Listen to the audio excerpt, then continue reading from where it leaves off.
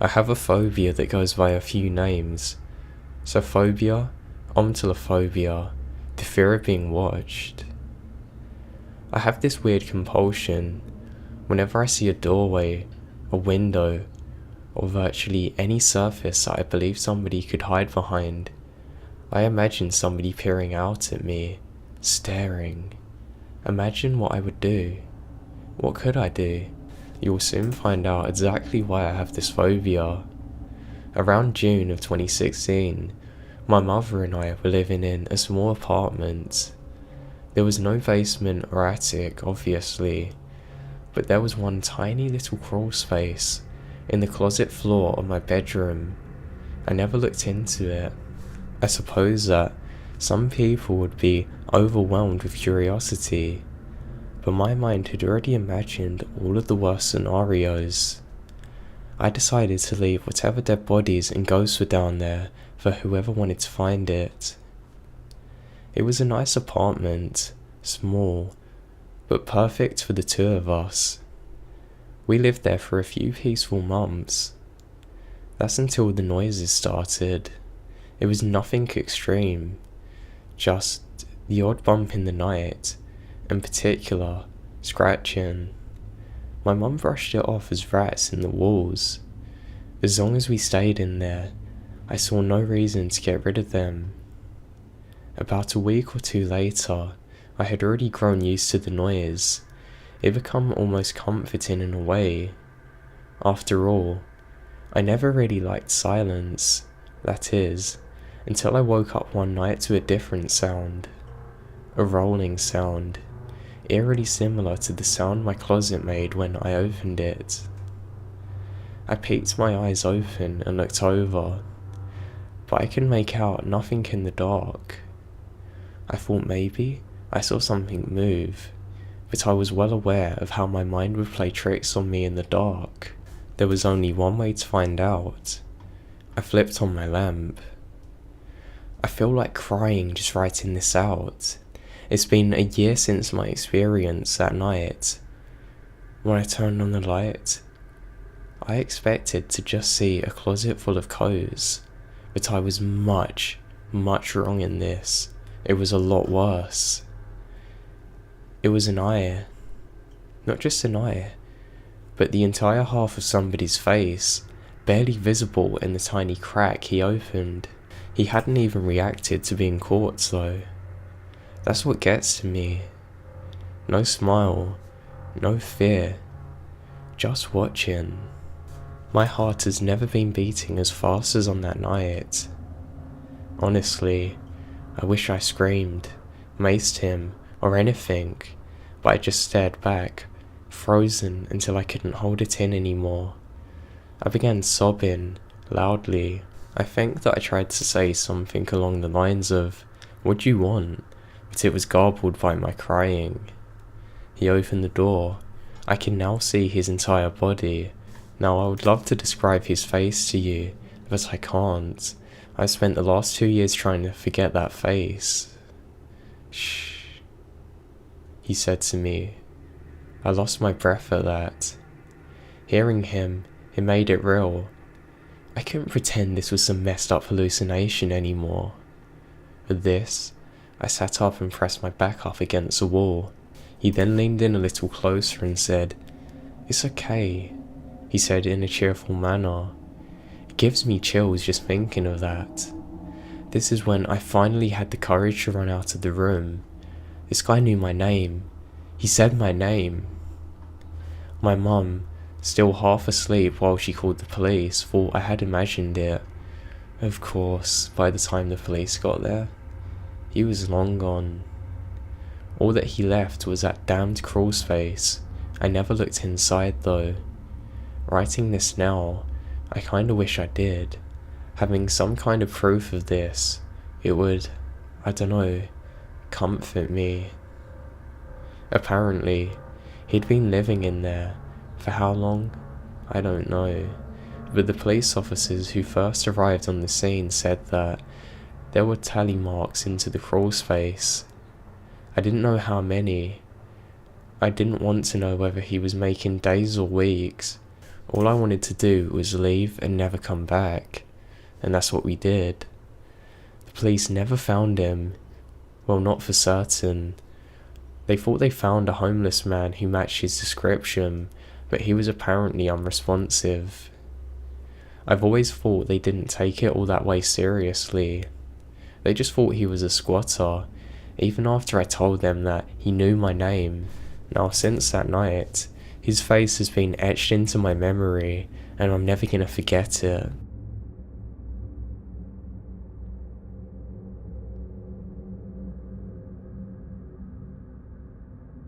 A month ago, a good friend of mine told me a rather disturbing incident that he had experienced.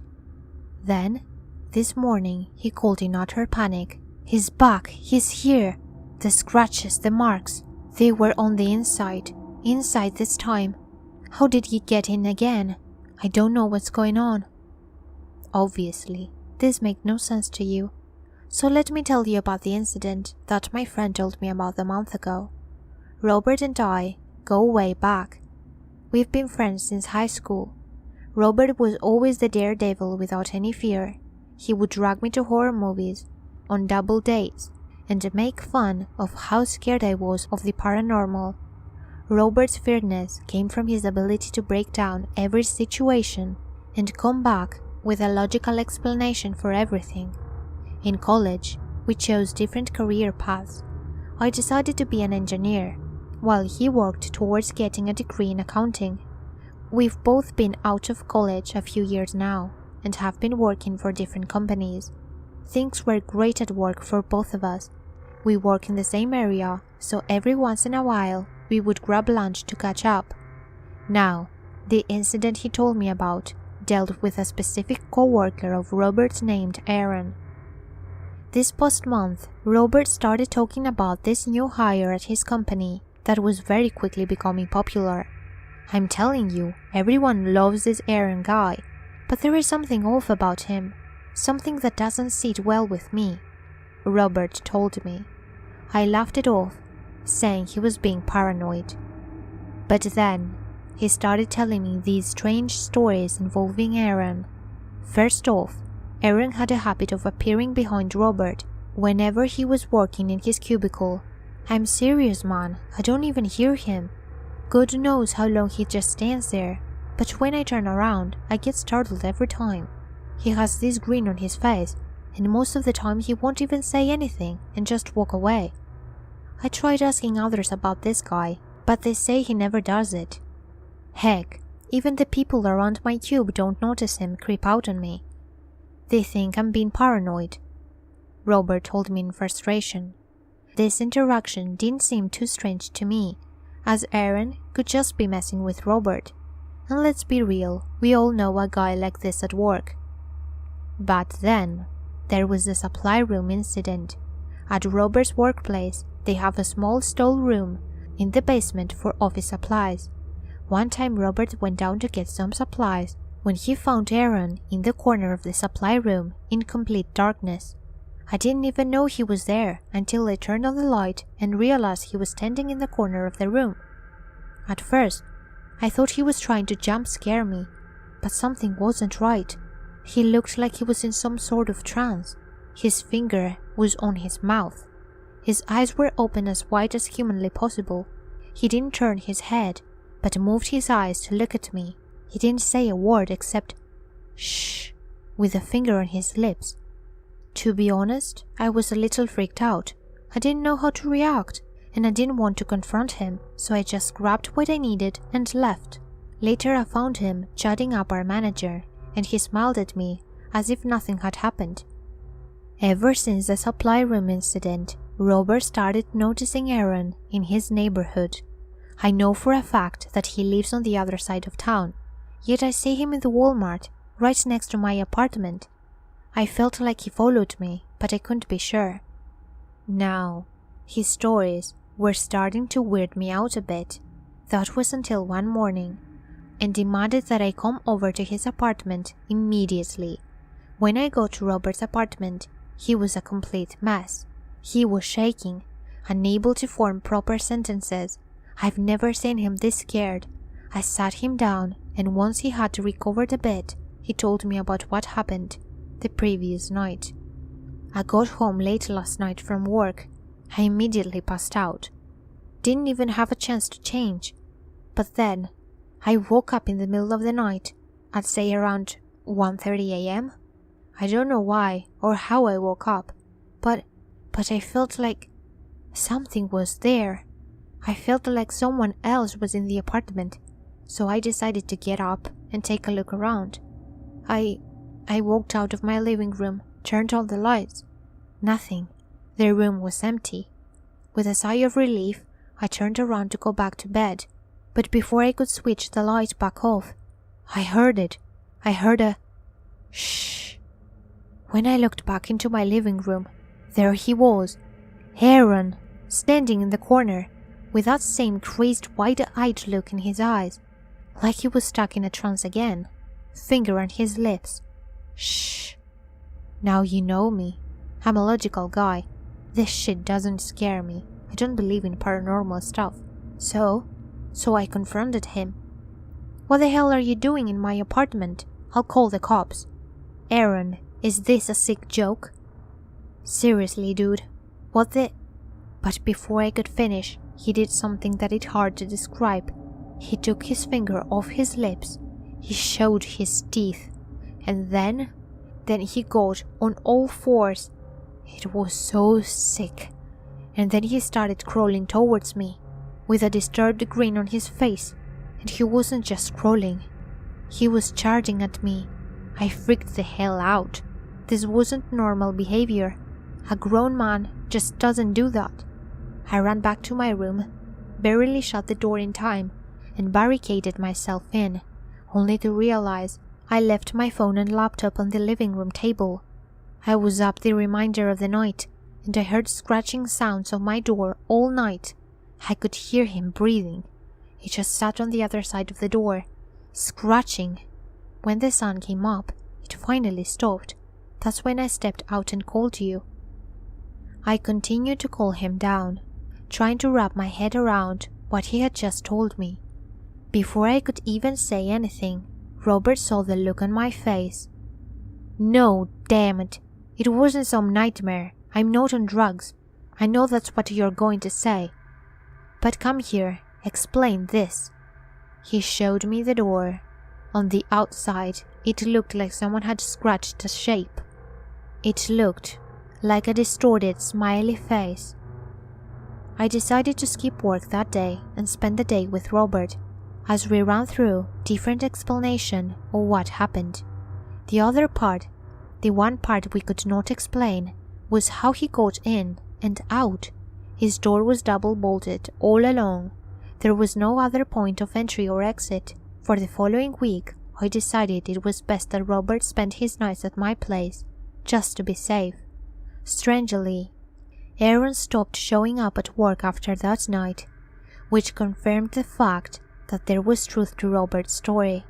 After that week, things started going back to normal, and Robert went back to staying in his apartment. And now, back to the present, when he called me this morning. When I went over to his apartment, this time, the scratching on the door was on the inside. This time, it was a distorted, frowny face. I woke up and realized my phone was missing, so when I went to the living room, I found everything was out of place. Things had been moved around. When I finally found my phone, there was a note typed on the screen that read, "I left you a present on your door again." That's when I knew it was him. So right now, I'm spending the night with Robert, and we have equipped ourselves with some baseball bats. Since we really don't have any concrete evidence to get the police involved, we are going to see this through ourselves for now. I'm going to start doing some research. If you guys have any ideas as to what might be going on, I'm all ears. I will update soon, assuming we survive the night if he shows up again.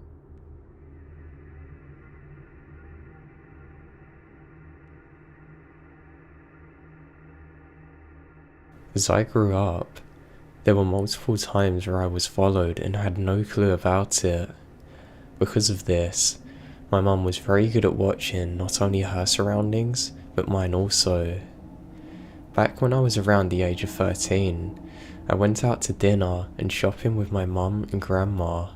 This was a pretty normal occurrence and was sort of like a girls' night out for us. As my mum and grandma were looking at clothes that fit them, I usually just wander around to the junior section or shoes. This night, I was lucky I did not. My grandma was looking in the women's section of the clothes and my mum shopped in the petite section. In the store, these were right across a path near the doors.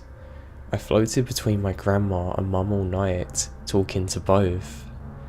As I floated back and forth, I noticed my mum was getting a little tense and looked weird. She pulled me into the dressing room and waved for my grandma to come as well. She tried something on and pulled my grandma into the dressing room. I could hear them whispering, but in all honesty, I didn't care what was being said. We then left the dressing room. That's when I noticed him. There was a man, probably late 20s or early 30s, outside the dressing room area near the women's clothes. He was looking lazily at a few shirts and kept on glancing over to me. He caught me staring at him and smirked at me. He was dirty. I mean extremely dirty. His hands made it look like he had been working in construction all day. My mum brushed by him and grabbed my hand. "You would love the shirts over here," she said. I gave her a questioned look because she never does anything like that normally. She whispers, "I need you to go walk over to your grandma. Just stay by her." So I did. I wandered over to my grandma, who was watching me like a hawk. Sure enough, the dirty man followed suit, immediately walking out of the petite section. Now my grandma picked up a couple of stuff, but I could see her watching over at him out of the corner of her eye. I walked back over to my mum, and he followed along a few seconds later. My mum, being as smart as she was, pulled her cell phone out and loudly started talking. "Tom, oh yeah, sweetie, we're in the petite section, and we're ready to go. I found you a few shirts." "Oh, you're outside? Wait, I'll come to you." She hung up and yelled across to my grandma, "Tom's on his way inside. He's gonna try on the shirts we found him." The greasy guy then hauled us to the front doors. I'm not even kidding. I've never seen somebody leave a store so quick. My dad wasn't actually outside, but my mum figured that if she could bluff, the man would leave me alone. She didn't want to leave the store with him following us. On the way home that night, I said to my mum what tipped her off. She said to me that when she walked into the store, he was checking out at the register and watched us intently as we walked in. He left for a few minutes and then come back and seemed to be following me wherever I went. He never picked up a thing and followed me for about 30 minutes, even following us to the dressing room. She was worrying because it was about 10 PM and the store was surrounded by woods and lakes, and she didn't want him following us around.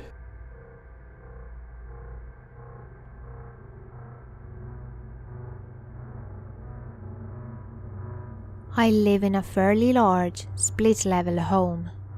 The wife and I sleep on one side, the kids on the other. There are 3 bedrooms and a bathroom on the kids' side. It all started when I heard a strange sound late at night, coming from the other side of the house. The sound was children singing, but not like the kids messing around, more like a toy. I couldn't figure it out. I let it go a couple of nights, but it began to happen more frequently at night, so I decided to investigate it. I made my way across the other side of the house, through the kitchen. I usually go this way as the oven clock is on and I can check the time. It was 4:32. As I got closer, I could hear tapping or fumbling. I carried on. I hate the dark. I reached the other side and noted the tapping was coming from the bathroom. The door was ajar. Inside was my daughter, fumbling in the dark. She hears me and immediately turns around. in a quiet, tired voice, whispers, "Daddy is broken." She was referring to a toy baby bath. It has lights and sang a jiggle along with splashing sounds. She was right. I turned it from try me to off. I thought I should remove the batteries as I had a similar problem looking for an attractive kid's book that kept me awake.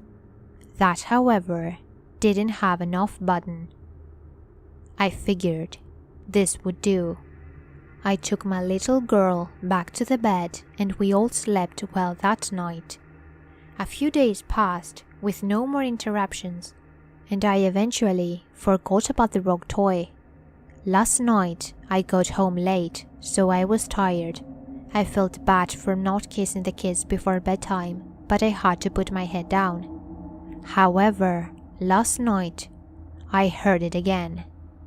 I was pissed. I love my sleep. This time I wasn't messing around. "I'm taking the bloody batteries out," I muttered to myself. I walked briskly over to the other side of the house. I heard the tapping again. I suspected it had awoken my little girl again. I made my way to the bathroom in the dark. It was pitch black, as the lights on the toy were no longer working. The batteries must have been really flat. I made out the silhouette of my little girl and walked her back to her bed. I noticed she was wanting to go to the third room. She seemed really dozy, cold, and was probably tired, so I gently led her to her bedroom. I sat on the end of the bed where my son's feet were. Once I knew she was asleep, I went back to the toy, found my trusty screwdriver, and removed the batteries. It was 3 a.m. I noticed the battery compartment was rusted, obviously caused by being in the bath or playing near the water. I went back to bed. I was awoke again. This time, it seemed after only 5 minutes of sleep. I heard the same sound, tapping again. Louder. What? Did I leave a battery in? Did the kids put the batteries back in?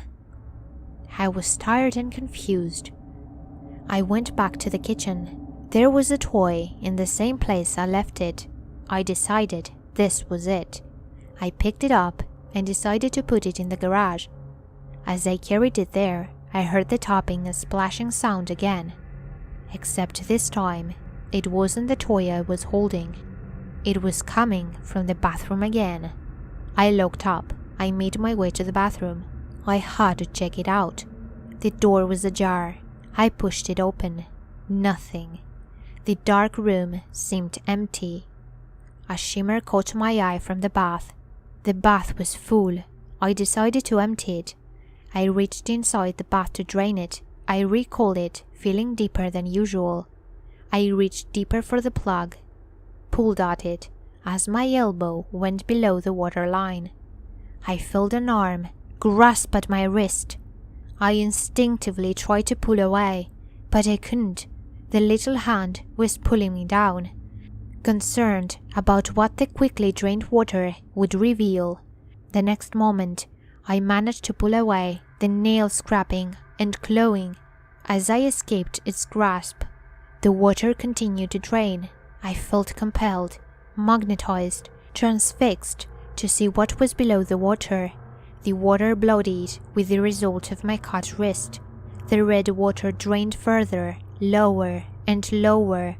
I leaned in to see what could be there, as the water seemed too low to accommodate anything. I leaned in more. The water gurgled, swirled, and the last drop of red drained away. Nothing.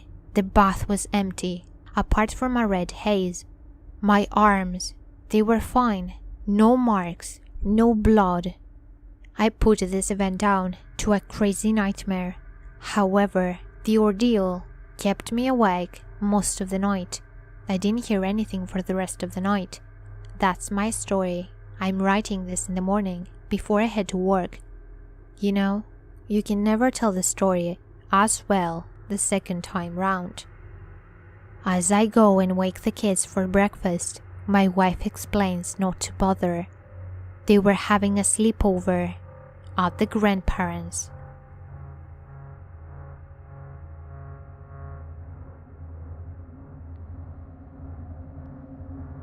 I'm not gonna lie, I basically went to college to smoke weed and go to parties. My full intention was to do just enough to get by while partying as much as possible. Unfortunately for me, I only applied to a few schools and was only accepted into one, a small college in the mountains of New Hampshire. It was very small, around 3,500 total undergrads, and I went in not knowing a single person. On the first day there, I was skipping the ice-breaking games, and other students were giving tours of the campus to their families before leaving. I wandered down a small path behind the cafeteria towards a small stream that I'd noticed during the drive in. I lit a joint and was just meandering around when I noticed another dude, a little further down the stream that cut a straightish path through the trees. He was also smoking. I assumed by the way he was holding it. I made it over that way to see what was going on, and I introduced myself. His name was Nate. He was okay, and was smoking some really nice herbs, so I figured that I was going to get along with him well. He stood at about 5'5". He was a little stubby, but I remembered noticing that he had a really weird laugh, like a nervous type, and that whenever he'd laugh he'd kind of look off to the side or glance at me through his peripheral vision. Yeah, I knew it was weird even back then. From the first time I met him, I mean literally, after the first 30 seconds of introducing myself, I knew he was off, but I thought maybe he was socially awkward, had bad teeth, who knows. I was taught not to judge anyone, otherwise he was normal. We ended up hanging out over a fairly frequent basis, playing video games, drinking, smoking, but other people, especially in my dorm, did not like him. Not that I had a really strong bond with him, I didn't.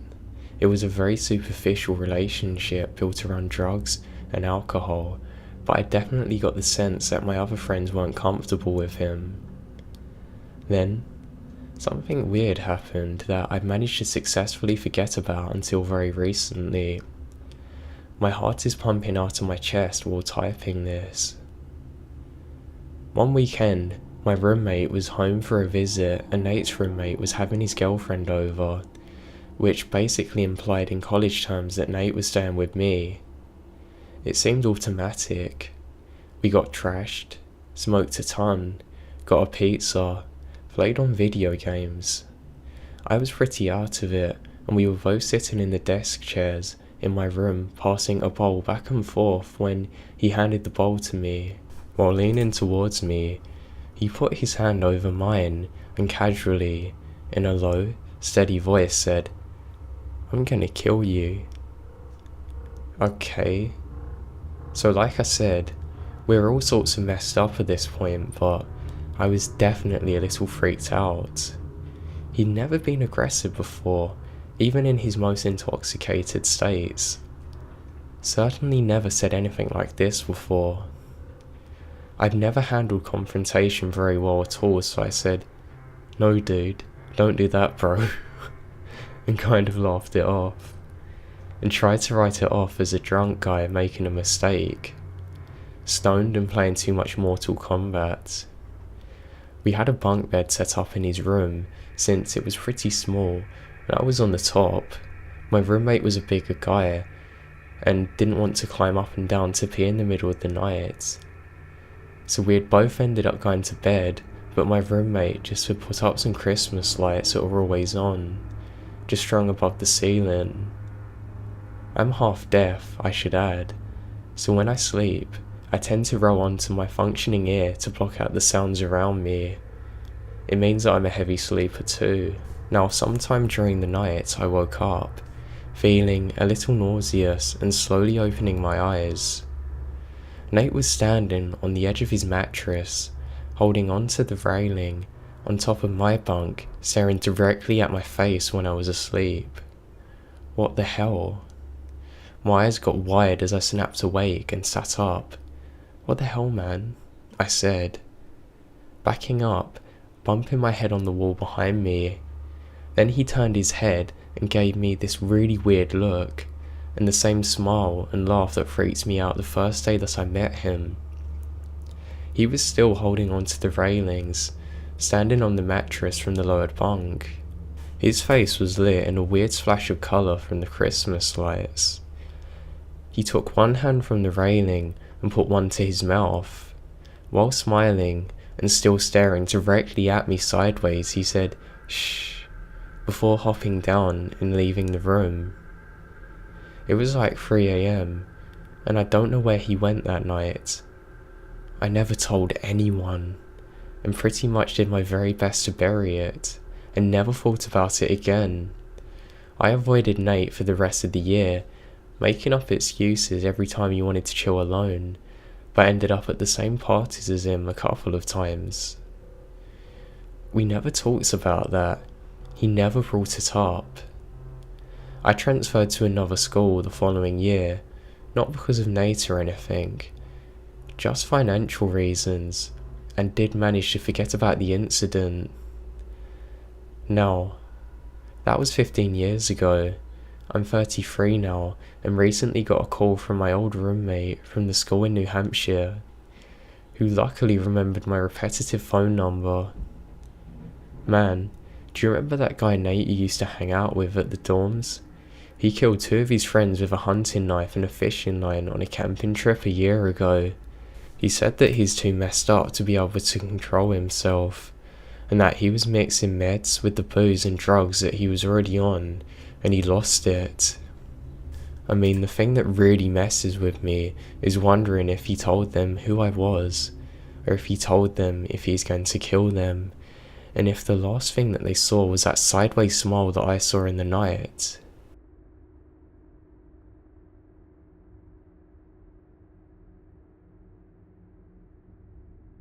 Some weird shit has happened to me. I was a pretty well-behaved kid, and I came from a relatively normal home. I grew up in the backwoods of Rhode Island, and it was altogether a normal, boring place to be. Most of the time, anyway. There were a few instances that I can't quite explain, and I thought I'd share some with you, one at a time, so they don't drag out. Instance 1. My childhood best friend, we'll call him Frank, and I had pretty active imaginations, so whenever we hang out, we'd play pretend for a few hours at least. Usually, we were led to adventuring, pretending to be veteran explorers, or the heroes of some magical quest. Most of the time we spent doing this was normal. We'd sometimes get kicked out of my neighbor's yard for digging holes to bang her down, or have to run from the St. Bernard that lived down the street. But it was typically smooth sailing. This particular story takes place on a cold spring day when Frank and I were about 13 years old. By that age, we had gotten past the play pretend and mostly just liked to hike and see what was around. Frank and I had a whole Saturday to ourselves, and since we had explored the 8 acres of woods near my house almost entirely, we decided to venture out near his place. We made ourselves some lunch, bundled up for the cold day, and made our way outside. Frank lived next to a medium-sized farm plot, and there was normally something growing in the field. Sometimes it was wheat, sometimes corn. But that year, the farmer had decided to hold off. We thought it was the perfect chance to cut through to the woods on the far side of the property without making much of a fuss. We made our way across the empty field and hiked through the woods for about 2 hours. I was about to suggest that we turn around, when Frank said that he saw something strange, pointing to a tall dark figure about 50 feet away. It was as if the sun was setting and the trees were casting long shadows, but it was barely noon, and the figure had a defined shape. I have no idea what took over Frank and I, but we booked it out of those woods as fast as I've ever run. I remember running so fast and cutting up my legs, but that was really the least of my worries. We were pretty deep into the woods and the run was long and tiring. Every few steps I would turn back and see the same black figure moving silently and maintaining the distance between us and it. By the time Frank and I broke the tree line, I was exhausted and sufficiently terrified. At that point, I lost my footing in the mud of the field, and I fell face first into the muck, convinced that I was about to die or get maimed by a bear. At that point, I wasn't really sure of what was chasing us. I yelled for Frank to help me up. When Frank turned around, his panic immediately subsided. Whatever had been chasing us had stopped right at the tree line, and it seemed to hang motionless in space between the rock wall that defined the property of the farm. I don't know what it was, and I don't think I ever will. It had no features and made no noise. It was just a black mass with a tangible presence. After that momentary silence between the three of us, Frank held me back to my feet, and we continued to race back to his place. I did not think my legs could carry me the half-mile back to his house, but they did. Man, was his dad pissed to see us, come back covered in cuts. We still talk about this from time to time, and neither he nor I really figured out what went down that day. We never went back into the woods across the field, for good reason, and nothing weird ever happened when we went into other woods near his place. I've told the story to a few of my close friends, and nobody else has been able to come up with a logical explanation. So I leave it up to something that Frank and I just happened to cross by that spring. No more, no less.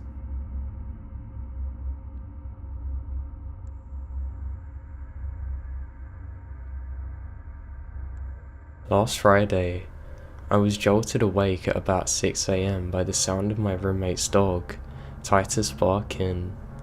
I also become aware of the sound of footsteps and furniture being moved in the bedroom above me, which belongs to my roommate, McCain. Titus is a big dog with a loud voice, but he has the heart of a timid little kitten. He's prone to occasional fits of barking if he sees an animal outside of the window or somebody comes by the home. So I initially chalked it up to McKenna returning home from the family vacation that she has taken that week. I rolled back over and figured that he'd quiet down after a moment. This time though, the barking wouldn't stop, and after a few seconds, it sounded a lot more aggressive than usual. It then clicked in my sleepy brain that Titus wouldn't even be barking if it is just McKenna in the house. He's her dog, and he's never barked at her once. I also remembered that she's not expected home for another 3 days, and would have let us know if she is coming back early. At this point, I'm fully awake and have a sense of dread as I feel a chill from the front door. It's been left open. I smelled cigarettes even though nobody in the house smokes. My stomach turns. Something is clearly not right. I summon my courage and open my bedroom door as quietly as possible. Titus is going ballistic the whole time. My heart is racing as I slowly begin to ascend the creaky set of stairs to the main floor. I pause for a moment and listen before turning the corner to the landing. The dog's still barking, but I hear no sign of human movement. This calms me a bit, but only for a moment because, upon turning the corner, I see an unfamiliar man at the top of the stairs. He appears to be mid-30s, unkempt, wearing filthy tattered clothing. He's at least 6'4" and reeks of cigarettes and body odour. I can smell him from where I'm standing. He's just standing there, muttering some kind of gibberish to himself. He doesn't even seem fazed that our dog is ready to rip him apart, or that my footsteps are there. I'm froze with fear. The thing that concerned me the most is that he didn't care a big dog was about to rip him to shreds. The whole time, I'm baffled that nobody in the home has woken up yet, and I'm frantically trying to piece together a plan of action. Scenario after scenario is flashing through my head when the man suddenly stops mumbling. He whips his head around to look directly into my eyes. A wide-eyed, rotten-toothed smile appears. He raises his fingers to his lips and goes, "Shh," as I begin to cry as my heart sinks to my stomach, knowing that I have no chance of surviving if he really goes for me or if he's armed. I collapsed on the landing, tears streaming down my face as I try to process what's just happened. I wake up one of my roommates and tell them what I've seen. We walked into McCain's room, and it appeared that he'd been ruffling through her drawers. There was dirt all over the bed like he'd been laying in it. As far as we knew, nothing was taken from her room. I'm very glad McCain was gone that night, because this story could have got much, much darker had she been in her bed on her own. I consider myself extremely lucky the guy left and didn't really do anything more sinister. What scares me again is that he didn't care about the dog. He clearly had something wrong with him. He could have easily got very dangerous.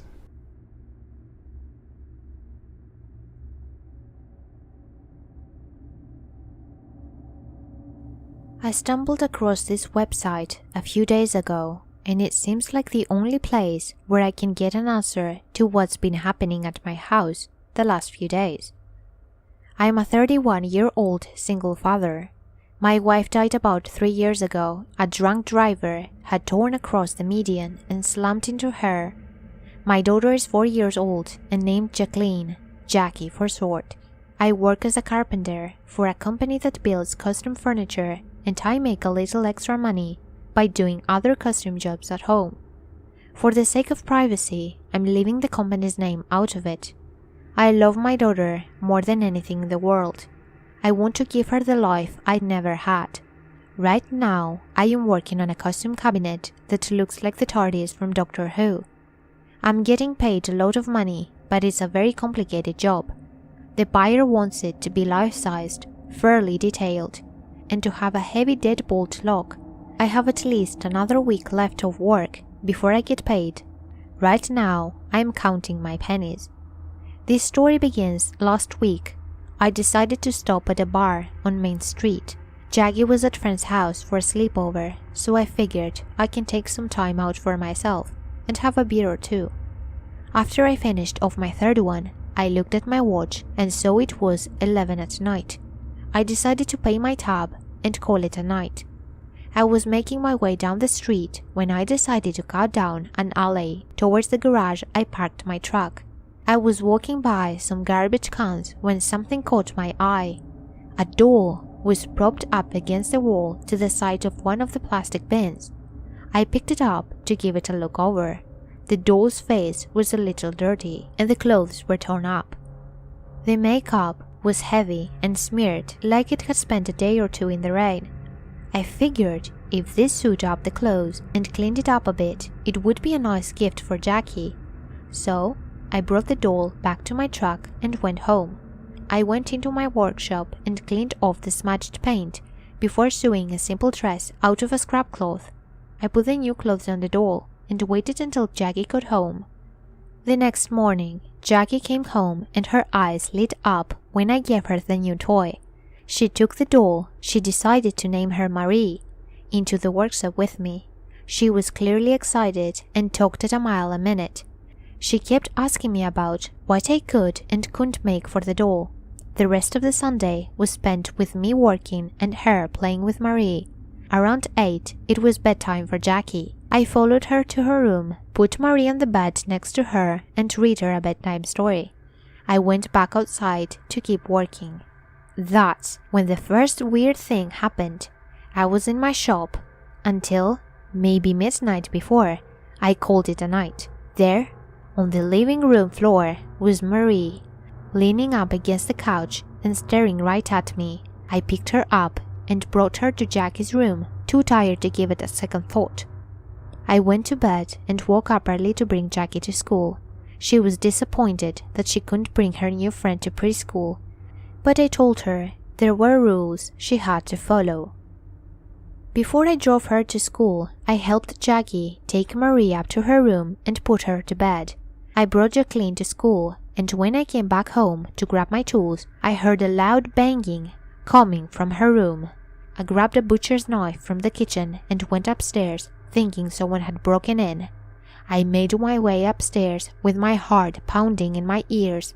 My left hand grabbed the door handle and threw it open. There, on the ground, was Marie, staring right up at me with her marble blue eyes. Then she made a noise. I swear to fucking God, she made a noise.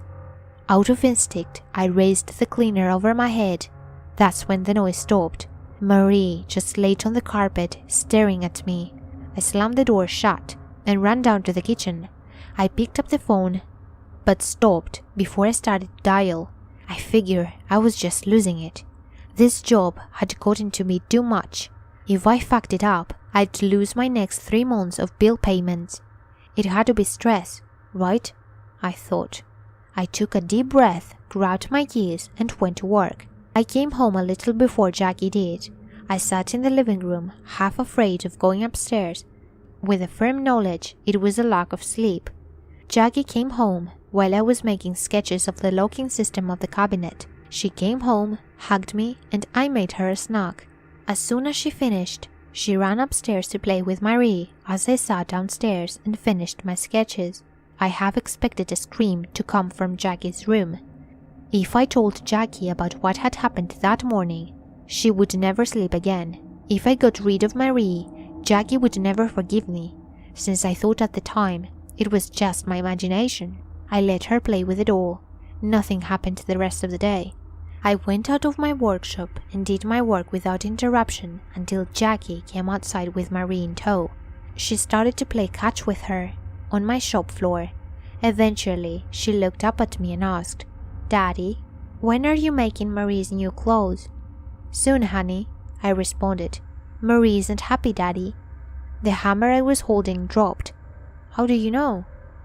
My daughter sat with Marie leaned against the wall opposite her. Jackie rolled the ball towards the doll. "Marie is sad. I think if she had prettier clothes, she wouldn't be though," she said with a smile. I picked the hammer back up and looked at the doll. "How do you know that?" Jackie retrieved her ball and rolled it back to Marie. "She told me. She's a princess. She needs to wear the best clothes. How else will her family recognize her?" I went back to work with a chuckle. I will get on that first thing. I nearly crushed my daughter's doll out of paranoia. I was jumpy. Marie was sad? That's just my kid's imagination. I shrugged it off and went back to work. That night, I laid awake. The school was closed the next day, and I had taken the day off.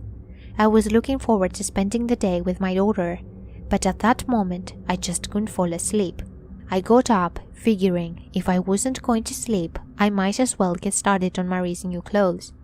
I had plenty of scrap fabric laying around, and by 3 in the morning, I had the rough draft of a new jacket and dress. I started heading to bed, thinking I would get a few hours of sleep before I had to wake up and cook breakfast. This next part might seem crazy. I heard the heavy breathing of Jackie sleeping, so I know it wasn't her. But coming from her room, I heard a weird sound. It was like muffled sobbing. I drifted off before I could think too much about it. The next day, I was sitting on the couch while Jackie was playing with Marie in her room. That's when I heard the scream. I ran upstairs and saw Jackie crying and holding her finger. "Marie bit me," she screamed as she ran into my arms. I looked at the doll and saw a trickle of blood running from the corner of her mouth. I told Jackie to leave the room. She stepped outside and I slammed the door shut. It was just me and Marie. "Please," she said, "I just want to go home." I grabbed the sock off the ground and shoved it back into her mouth before tying a belt around her head. I made sure the ropes were going to keep her put before I picked her up. I put her in Jackie's closet on top of the clothes I had found her in. A short black skirt and a black t-shirt with princess written in black Gothic type. I had to stop myself from kicking Marie in her side so she'd stop crying. No matter what I did, I didn't want to break my daughter's toy. Now, here I am, writing this. Jack is at the neighbors and I'm seriously freaked out. Help me, what do? I can't call anyone. I just turned on the news and there was a story about the police looking for the missing doll. Something about it going missing after a night out with friends. Hello everyone. I want to say a big thank you to Creaks Peeks for featuring on this video. Make sure you go check out her channel and stay posted because I'm featured over there in a video that she is going to upload. Thank you all for watching. As a question for you guys, have you ever had a Home Alone story where something's happened to you or had somebody intrude your house? And if so, what happened?